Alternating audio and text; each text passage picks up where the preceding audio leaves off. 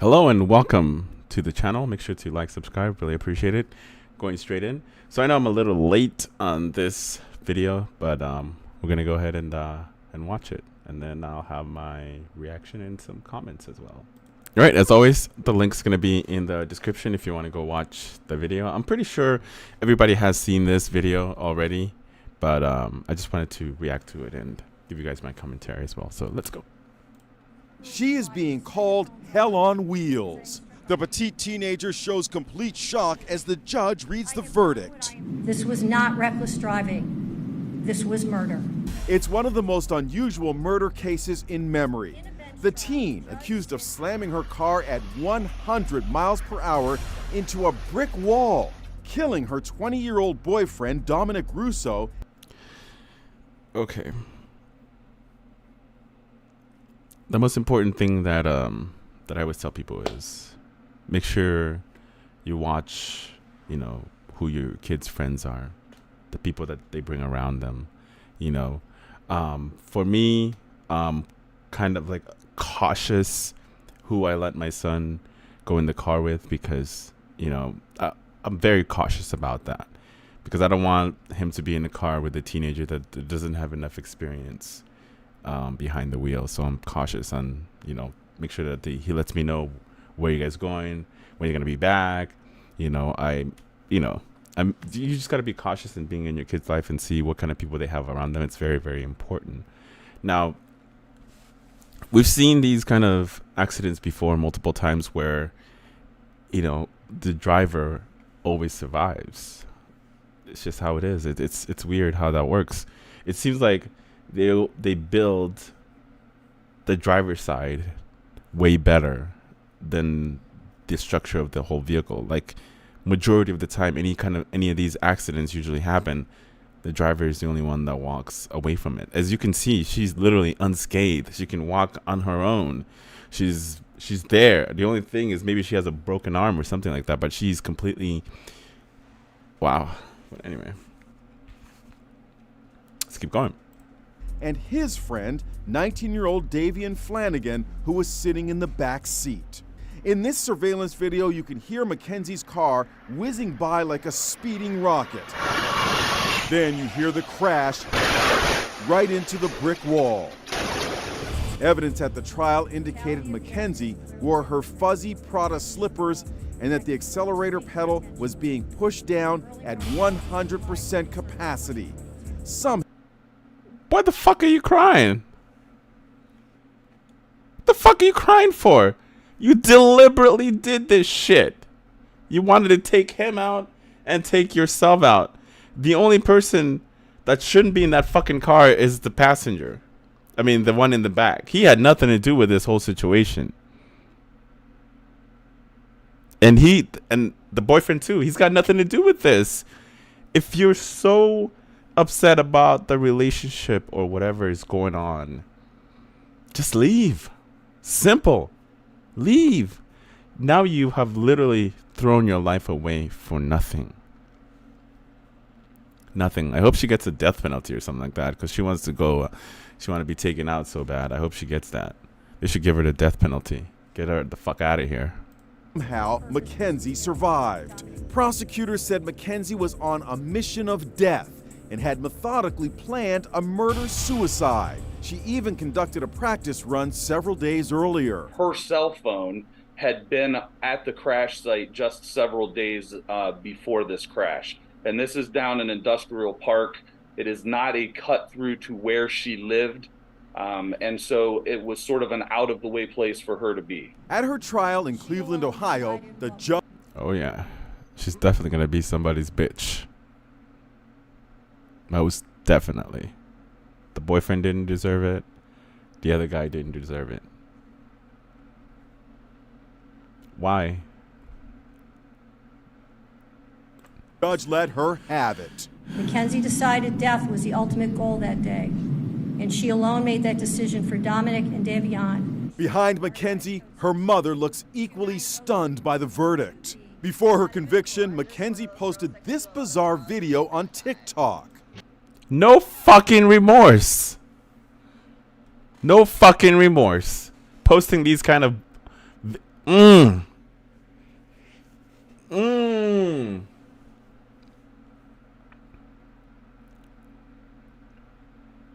a piece of shit.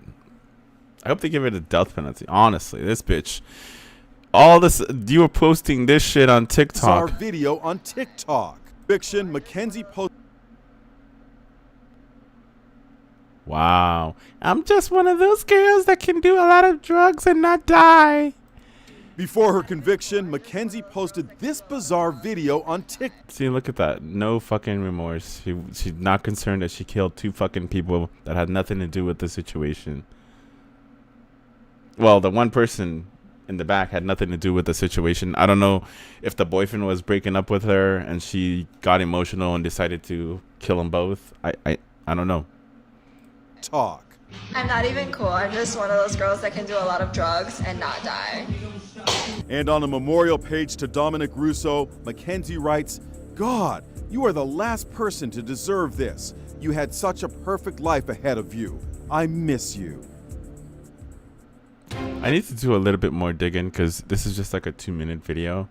I wonder, oh, here it is. Here it is. I guess we can just click that. But I'm not going to stay here for the whole 41 minutes, though. Let's see. Let's go over just some general rules before we get started. Despite the verdict, refer to this as an accident, an unfortunate accident, and tell you that she is also a victim. And that was not fucking accident, bro. Get the fuck out of here. there are just a few things that I think is important for the court to consider in determining a sentence today. Part of the evidence in this case and introduced in trial was evidence from the defendant's cell phone. There were search warrants executed on her various social media accounts, her school records, her medical records, things of this nature. And I think that who she actually was is directly contradictory to what is painted by the letter submitted on behalf of her today. Oh, okay. So that's the prosecutor, I'm assuming. Yeah. It was no accident. She did that on purpose. Let's give this bitch life.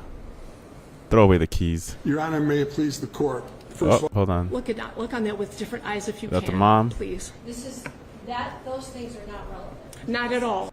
Dominic, okay, I'm asking you for leniency. Fuck because no. this was- Fuck no. No fucking leniency here. Give her the max. Ooh. I don't know why I'm getting triggered right now.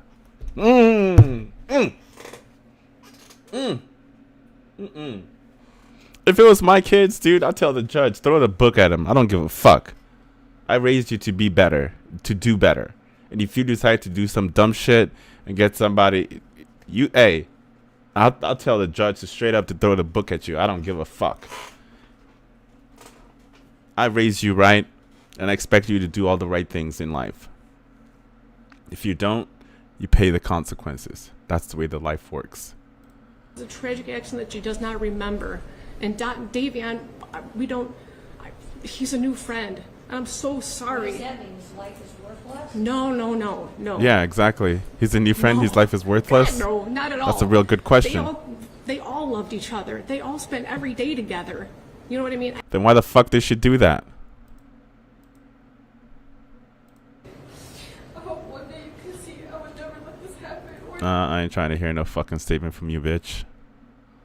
Smith and Miss Kent, they have been the people who have monitored her progress since she was entered the. In your mind what happens. There can be no doubt of the absolute terror of the two people in that car. The defendant controlled all the events. She chose the day. Specifically, she chose a date just before her 18th birthday.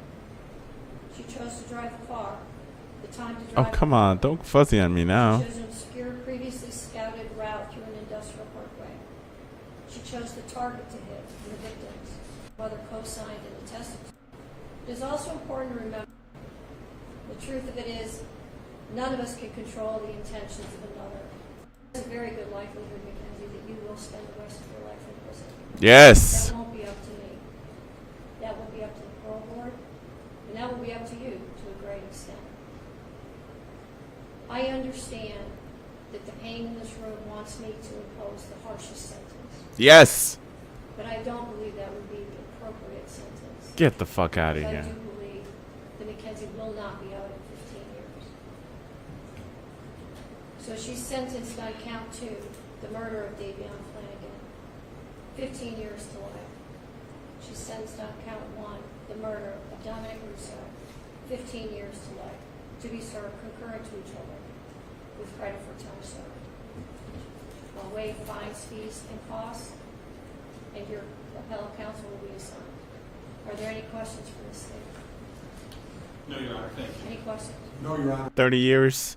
That's still light. So she'll be out when she's 48. I think they should have gave her life or death penalty, in my opinion. That's a little bit too light.